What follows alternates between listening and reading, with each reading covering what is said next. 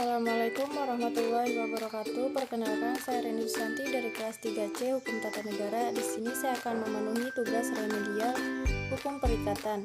Yang pertama yaitu mengapa pemutusan perjanjian sepihak disebut dengan PMH dan jelaskan mengenai pasal-pasal yang mengaturnya. Pada dasarnya, perjanjian dapat dibatalkan sepihak namun harus memenuhi syarat-syarat yang ditentukan oleh pasal 1266 KUH Perdata yang intinya menyatakan perjanjian antar pihak harus memuat klausul. Apabila salah satu pihak atau pihak tertentu lalai melakukan kewajibannya sebagaimana disebutkan dalam perjanjian, maka perjanjian dapat dibatalkan. Namun, keadaan tersebut juga harus tetap meminta penetapan pada pengadilan dan secara nyata ada salah satu pihak yang wan prestasi atau ingkar janji. Pasal 1338 ayat 2 KUH Perdata menyatakan suatu perjanjian tidak dapat ditarik kembali selain dengan sepakat kedua belah pihak atau karena alasan-alasan yang oleh undang-undang dinyatakan cukup untuk itu. Atas perbuatan melawan hukum tersebut, seseorang dapat mengajukan gugatan perbuatan melawan hukum untuk meminta ganti rugi atas tindakan salah satu pihak yang membatalkan perjanjian secara sepihak. Hal ini sesuai dengan pasal 1365 KUH Perdata yang menyatakan tiap perbuatan melanggar hukum yang membawa kerugian kepada orang lain mewajibkan orang yang karena salahnya menerbitkan kerugian itu menggantikan kerugian tersebut dari ketentuan tersebut, maka dapat disimpulkan jika permintaan ganti rugi atas pembatalan perjanjian secara sepihak harus memenuhi adanya pelanggaran hukum dan kerugian yang nyata. Selanjutnya soal yang kedua yaitu jelaskan bentuk-bentuk wan prestasi dan akibat hukumnya. Yang pertama, janji melakukan sesuatu namun tidak dilakukan merupakan penyelewengan akan sesuatu yang sudah menjadi kesepakatan bersama. Ketika kedua pihak telah berjanji di kesepakatan awal, namun pada praktiknya tersebut tidak dilaksanakan, maka kondisi tersebut bentuk wan prestasi. Yang kedua, melakukan janji namun terlambat dalam memenuhi kesepakatan bersama. Dalam melakukan kesepakatan, beberapa pihak melakukan janji namun terlambat. Salah pihak yang berjanji baru melakukan perjanjian di luar batas waktu yang telah disepakati. Meskipun kewajiban terpenuhi, tetapi hal ini merugikan salah satu pihak atas keterlambatan pemenuhan perjanjian. Yang ketiga yaitu melakukan janji namun tidak sesuai kesepakatan apabila salah satu pihak melaksanakan kewajiban dengan tepat waktu namun pelaksanaannya tidak sesuai dengan kesepakatan awal sehingga terjadi wan prestasi. Hal tersebut dapat merugikan salah satu pihak karena pemenuhan kewajiban tidak sesuai dengan porsinya. Yang keempat, melakukan sesuatu yang dilarang dalam perjanjian. Hal ini termasuk adanya pelanggaran perjanjian. Ketika salah satu pihak berani melakukan hal yang merugikan, suatu tindakan dilarang dalam perjanjian, misalnya pelanggaran perjanjian sewa rumah. Selanjutnya yaitu akibat hukum dari wan prestasi. Yang pertama, kewajiban membayar ganti rugi. Yang kedua, pembatalan perjanjian. Dan yang ketiga, peralihan resiko. Baik, selanjutnya soal yang nomor 3 yaitu bagaimana percampuran utang dapat menghapuskan perikatan. Jelaskan dengan contohnya.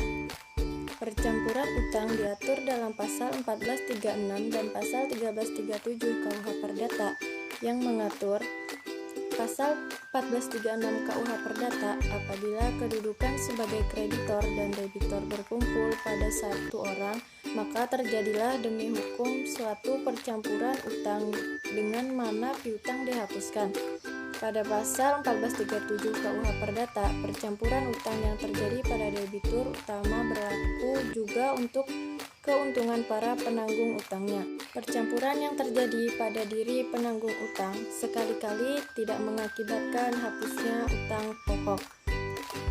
Percampuran yang terjadi pada diri salah satu dan pada debitur tanggung-menanggung tidak berlaku untuk keuntungan para debitur tanggung-menanggung lain sehingga melebihi bagiannya dalam utang tanggung-menanggung. Adanya utang dan piutang berkumpul pada satu orang yang menimbulkan terjadinya percampuran utang yang menghapuskan piutang tersebut. Selanjutnya yaitu soal nomor 4. Jelaskan apa yang dimaksud dengan akad fasad dan akad mauquf. Berikan contohnya masing-masing. Akad fasad Akad fasad ini pada dasarnya dibenarkan, tetapi sifat yang diakadkan tidak jelas seperti menjual mobil, tidak disebutkan mereknya, tahunnya, dan sebagainya.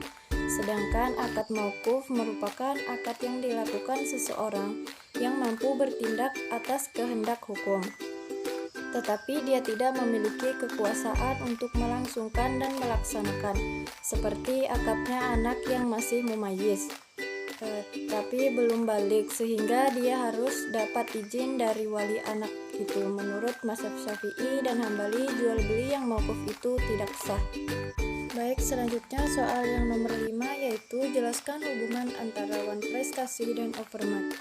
Berikan contoh masing-masing. Wan prestasi artinya prestasi yang buruk, maksudnya debitur lalai atau tidak memenuhi sesuatu yang diwajibkan seperti yang telah ditetapkan dalam perjanjian. Dasarnya terdapat dalam pasal 1238 Kitab Undang-Undang Hukum KUH Perdata yang menyatakan bahwa debitur dinyatakan lalai dengan surat perintah atau dengan akta sejenis itu, atau berdasarkan kekuatan dari perikatan sendiri, yaitu bila perikatan ini mengakibatkan debitur harus dianggap lalai dengan lewatnya waktu yang telah ditentukan. Wan prestasi terjadi karena ada suatu kewajiban yang dilanggar salah satu pihak dalam perjanjian. Selanjutnya yaitu overmatch atau keadaan memaksa. Diatur dalam pasal 1244 dan 1245 KUH Perdata. Overmatch adalah keadaan yang tidak terlaksana prestasinya yang disebabkan bukan karena kesalahan debitur, yang disebabkan hal-hal atau peristiwa yang sama sekali tidak dapat diketahui atau diduga sebelumnya akan terjadi yang menghalangi debitur untuk berprestasi, karena debitur tidak dapat berbuat apa-apa terhadap peristiwa yang timbul tersebut. Contohnya, debitur tidak melakukan pembayaran angsuran atau pelunasan pokok hutang sesuai dengan kesepakatan. Selanjutnya yaitu force majeure atau keadaan memaksa atau overmatch. Adalah keadaan di mana debitur gagal menjalankan kewajibannya pada pihak kreditur dikarenakan kejadian yang berada di luar kuasa pihak yang bersangkutan. Misalnya karena gempa bumi, tanah longsor, epidemik, kerusuhan, perang, dan sebagainya.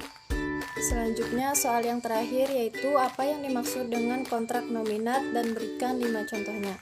Kontrak nominat merupakan kontrak yang dikenal di dalam hukum perdata seperti jual beli, tukar menukar, sewa menyewa, persekutuan perdata, hibah, pinjam pakai, dan lain-lain. Sekian penjelasan jawaban dari saya. Salah hilaf mohon maaf. Wassalamualaikum warahmatullahi wabarakatuh.